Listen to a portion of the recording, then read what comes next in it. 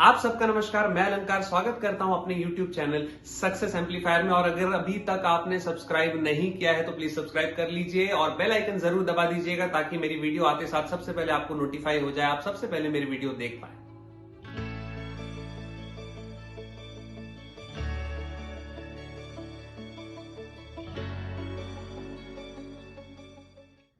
दोस्तों, आज आप एक जबरदस्त चीज सीखने वाले हैं। एक ऐसा कॉन्वर्सेशन मैं आपको बताऊंगा जो श्री रामकृष्ण परमहंस जी और केशव चंद्र सेन जी के बीच में हुई थी। ऐसे दो महापुरुषों के बीच की कॉन्वर्सेशन से जो हम निकाल लाएंगे, जो आप सीख लिया, अगर आपकी लाइफ चेंज हो जाएगी। इसलिए बने रहिए एंड तक इस वीडियो में। ये वीडियो बहुत लंबा होने वाला है, इसलिए इसको कई पार्ट्स में डिस्ट्रीब्यूट कर दिया मैंने। तो हम पार्ट 1 की शुरुआत करते हैं अभी। दोस्तों, रामकृष्ण परमहंस जी भगवान के बहुत बड़े मानने वाले थे, काली मां के बहुत बड़े भक्त थे और स्पेसिफिकली बंगालियों में बहुत फेमस थे। रामकृष्ण परमहंस जी की बढ़ती लोकप्रियता को देखते हुए केशव चंद्र सेन जी, जो बहुत बड़े फिलोसोफर थे और बहुत लॉजिकल एनालिसिस करते थे किसी भी चीज का, और उनके हिसाब से लॉजिक के बाहर दुनिया में कोई भी चीज नहीं हो सकती, तो वो मूर्तियों में भगवान है या भगवान यहां है या भगवान वहां है, ऐसी सारी चीजों में नहीं मानते थे। तो एक दिन उन्हें लगा कि यार, जब तक किसी से कोई बहस नहीं करेगा तब तक ये साबित कैसे हो सकता है कि वो चीज है। इसीलिए वो उस समय के सारे बड़े इंटेलिजेंट लोगों को लॉजिक्स में हरा चुके थे और बहस में हरा चुके थे, बहुत बड़े तार्की थे। अब जब उन्होंने रामकृष्ण परमहंस जी को चैलेंज किया तो रामकृष्ण परमहंस जी के जो डिसिपल्स है वो डर गए। उन्होंने चैलेंज इसलिए किया कि भगवान एग्जिस्ट करते हैं या नहीं करते हैं, इस बात पर चैलेंज किया। तो रामकृष्ण परमहंस जी उस समय तक के बहुत इंडिया का सबसे लोएस्ट एजुकेशन जो है, प्राइमरी एजुकेशन है, वो भी 4 साल का हुआ करता था। उन्होंने सिर्फ 2.5 साल ही पढ़ा था। तो उनके हिसाब से उनको लगता था, उनके डिसिपल्स को लगता था कि अगर केशव चंद्र सेन जी ने इन्हें चैलेंज किया और दोनों के बीच में कोई फाइट हुई, दोनों के बीच में कोई बहस हुई, तो रामकृष्ण परमहंस जी हार जाएंगे। और रामकृष्ण परमहंस जी ने जब ये सुना कि वो उन्होंने चैलेंज करना चाहते हैं तो वो बहुत खुश होकर बोले कि अरे बिल्कुल, बुला लीजिए।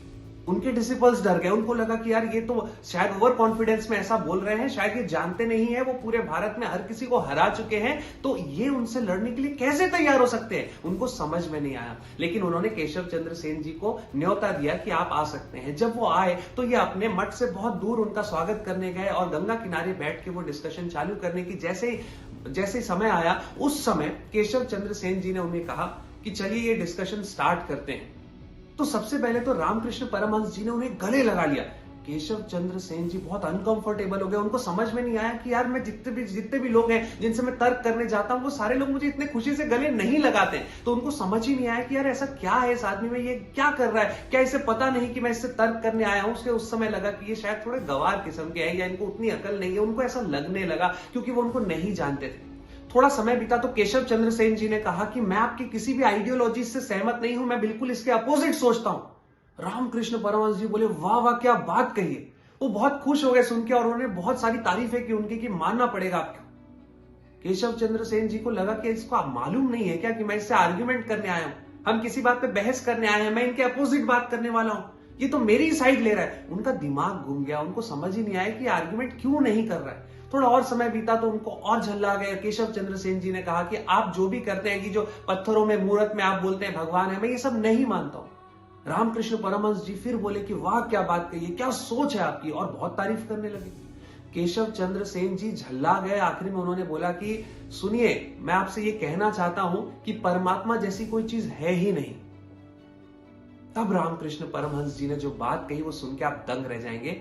और उन्होंने तो सबसे पहले बहुत तारीफ की उनकी वापस से कि वाह वाह, क्या बात कही, क्या सोच है आपकी, और उनको गले लगा लिया। बोला कि आज से पहले हो सकता है कि मुझे जरा सा संदेह हो भी इस बात पे, लेकिन आपसे मिलने के बाद तो मुझे पूर्ण यकीन हो गया है कि परमात्मा है। आपके जैसी शानदार सोच, इंटेलिजेंट ऐसा आदमी अगर हो सकता है, मेरे सामने बैठा है, तर्क कर रहा है, तो मैं ये मान ही नहीं सकता कि भगवान नहीं है। क्योंकि भगवान की इतनी बढ़िया कृति तो मेरे सामने बैठी है, इतना इंटेलिजेंट आदमी तो सामने बैठा है जिसको कोई बहुत सुपर इंटेलिजेंट आदमी नहीं बनाया होगा। तो अगर आप इतने दिमागी हैं तो जिसने आपको बनाया है वो तो भगवान ही हो सकता है। मेरा परमात्मा में विश्वास तो अब अटल हो गया है।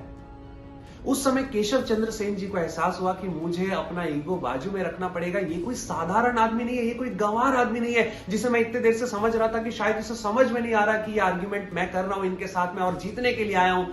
ये कोई असाधारण व्यक्ति है। तब रामकृष्ण परमहंस जी ने कहा कि क्या मुझे भगवान या परमात्मा के बारे में कुछ भी कहने की जरूरत है? क्या तुम्हें मेरी आंखों में नहीं दिखता? क्या तुम मेरे हाथ पकड़ के नहीं महसूस कर सकते कि भगवान एग्जिस्ट करते हैं?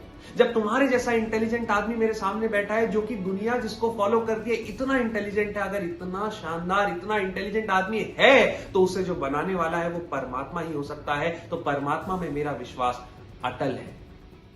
और अचानक इस कॉन्वर्सेशन के बाद केशव चंद्र सेन जी का पूरा माइंडसेट बदल गया और वो भी परमात्मा पे बिलीव करने लगे। लेकिन रामकृष्ण परमहंस जी इतने अच्छे थे, वो इस बात से माने नहीं। उन्होंने कहा कि भाई आपको ऐसे हार मानने से नहीं चलेगा, आपको बीच बीच में मुझे ये चैलेंज करने, मेरी आइडियोलॉजीज को चैलेंज करने आना पड़ेगा, तभी मैं खुश होऊंगा। और यही एक ऐसी चीज होगी जो आप मुझे इस आर्ग्यूमेंट के रिजल्ट के बदले दे सकते हो।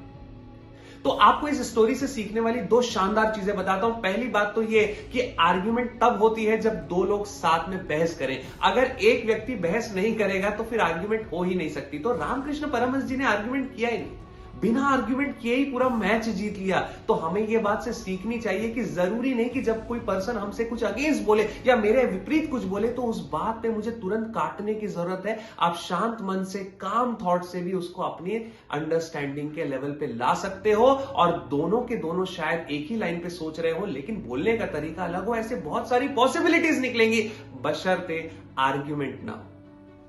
और दूसरी सबसे खास बात, एग्जिस्टेंस इज इंटेलिजेंट। आपको लगता है हम बहुत सारे लोगों से बात करते हो, हम ये कहते हैं यार तुम्हारी सोच मेरे से नहीं मिलती। आप मजाक कर रहे हैं, आप ऐसा बोल भी कैसे सकते हैं? किसी की सोच किसी से मिलनी चाहिए ऐसा कोई जरूरी नहीं है। क्योंकि अगर मैं बोलता हूं कि मेरे जैसा सोचने वाला हर आदमी होना चाहिए तो भगवान ने दो अलंकार बनाए होते, अलंकार एक क्यों बना? तो इसका मतलब यह है कि जब आप ये कहते हैं कि आपकी सोच मेरे से नहीं मिलती है, कोई बहुत बड़ी बात नहीं है, बहुत नॉर्मल सी बात है। हर पर्सन अलग है, हर एग्जिस्टेंस इंटेलिजेंट है, हर किसी को भगवान ने बनाया और हर किसी का कोई पर्पस होगा और वो पर्पस को हमें ट्रस्ट करना पड़ेगा। Yes, we have to trust God in it.